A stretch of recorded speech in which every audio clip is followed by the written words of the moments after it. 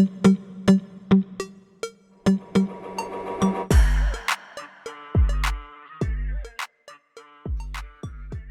and welcome back to another Tesla Open Mic podcast episode. If you're new to this podcast, Tesla Open Mic is a show that discusses exploratory testing, manual testing, testing career path, or to show you how to start one from scratch, even if you are not from the IT industry. Everything that will help you grow as a Tesla tester, an EPAM systems company, or motivate you to become a tester with us. And this series is about team leaders' wisdom capsules. Well, after all, it's called 5 minutes of TL's practical wisdom. Wisdom on how testers can elucidate when a behavior is a bug or not. Tips and tricks, examples, practical wisdom to help you test more productively. Today's wiser TL is Thomas from Thailand, who has developing experience in a podcast mini series. You should check it out. It's called Mastering Bug Reporting. Welcome to the show one more time, Thomas. How's life over there? It is nice here. Also happy to do a short visit again in our podcast. Thanks for the invitation. Thank you so much, Thomas. So, practical wisdom. What can you advise testers to identify whether a scenario that seems buggy is not, or vice versa, of course? I would say in general, it is experience. Get more experience, work more, learn more. Experience and a common sense make a big impact and a big part of evaluating if something is a bug or not. With this, it comes often that you should never start questioning backgrounds. Get a deeper technical knowledge. Learn, for example, web techniques for website testing, how an Android works, how some kind like iPhone works, and the background, the programming languages. Learn it a bit. Go to Stack Overflow, check something if there's something. So you get a bigger knowledge. You can learn more. You know what should be a bug, what not. What is a technical limitation, for example. Learn how algorithm works, for example.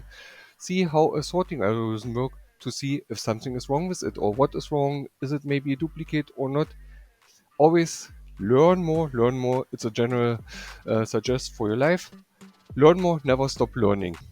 That's a good one.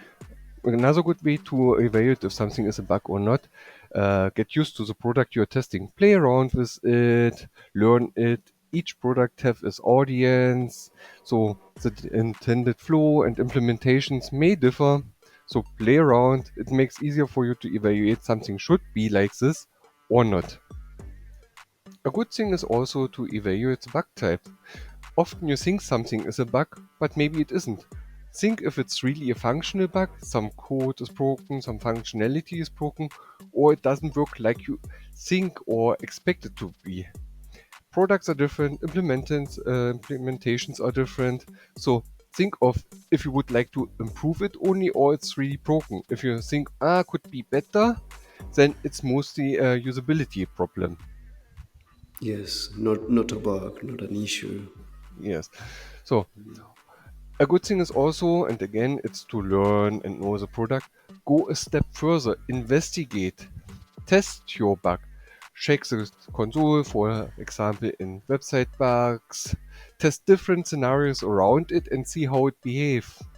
Get known what should be intended, what not.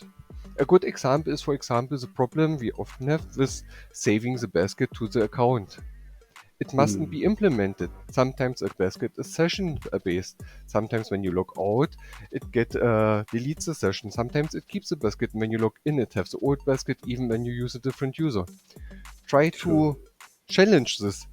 Go log in. Why you logged in? Why have a basket? Log in with another browser and test it. So if it's not in the other browser, there should be 99% sure that functionality should not be implemented if not instructed that it have a safe basket in the account. True. Challenge your bugs again after posting, after finding them. That's a good one. Another thing I think is a good tip, but it's not fully about what is a bug or not. Reproduce it again with your steps by the scratch. Start from the full beginning and try to reproduce it exactly like you described it. If you can reproduce it, good. If not, something must be missing. Check it so you maybe get less rejections for it's not reproducible, but a little bit off topic. But I think it matches you very well. Yes. And like I always say again and again, question further the product, question your technical knowledge. It is something, can it happen by an accident? Ask yourself, is there any possibility that this behavior come by someone trying to implement something and write the wrong code somewhere, make a wrong line, make a wrong variable or something? Is it possible, or maybe is it logical to the product that it behave like this, even if not common? Again, challenge your bug and questioning how is it possible that some programmer do something so wrong that this behavior come and still working in some way. It may be the intention of the program. And ask again deeper and deeper. Yes, most likely intentional. Yes. So always ask. And again, for the quality, we just said it. Maybe listen to the old podcast series from me and Charlie.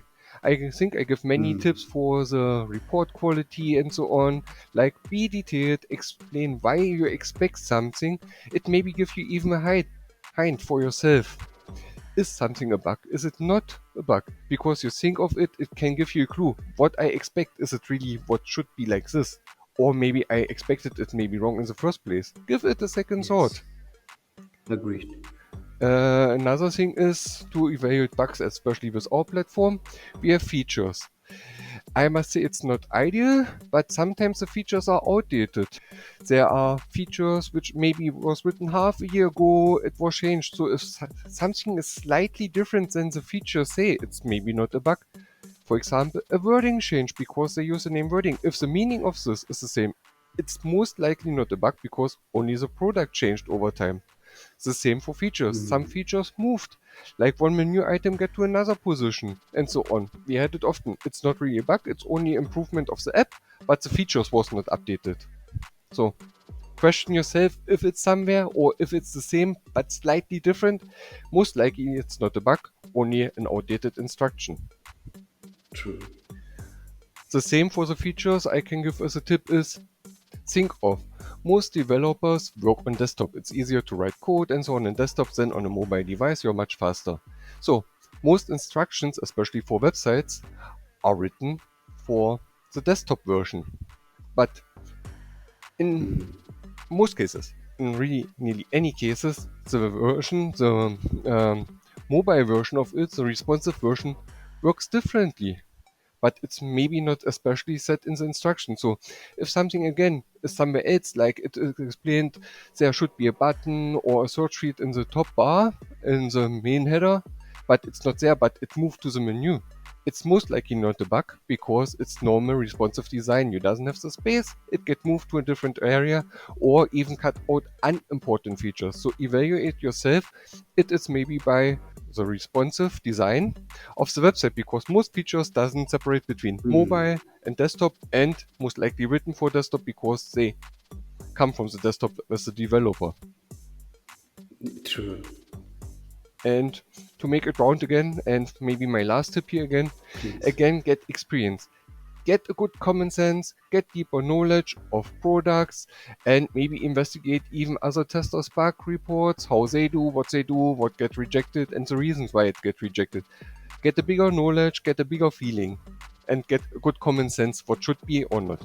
Thank you so much, Thomas. Very practical wisdom, even not related to detecting bugs or not, but analyzing test cycles, instructions. That was really nice. Thank you, Thomas. It was a pleasure again to be here and talk to you all. I hope some of these tips may help you in the way to improve and raise as a tester. Bye bye. Absolutely, absolutely. There you have it, guys. Next time you encounter similar scenarios, stay on the lookout for what Thomas has just said. Keep gaining as much experience as you can. And if you want to become even more productive, check out our playlist Work Smarter, Not Harder. Thank you for listening to the Tessa Your Open Mic podcast. If you want to become a tester, start a new career, or you are already a Tessa Your tester and want to thrive, hit the subscribe button.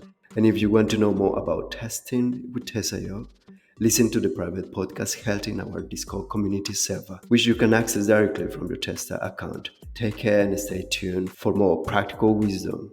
Cheers.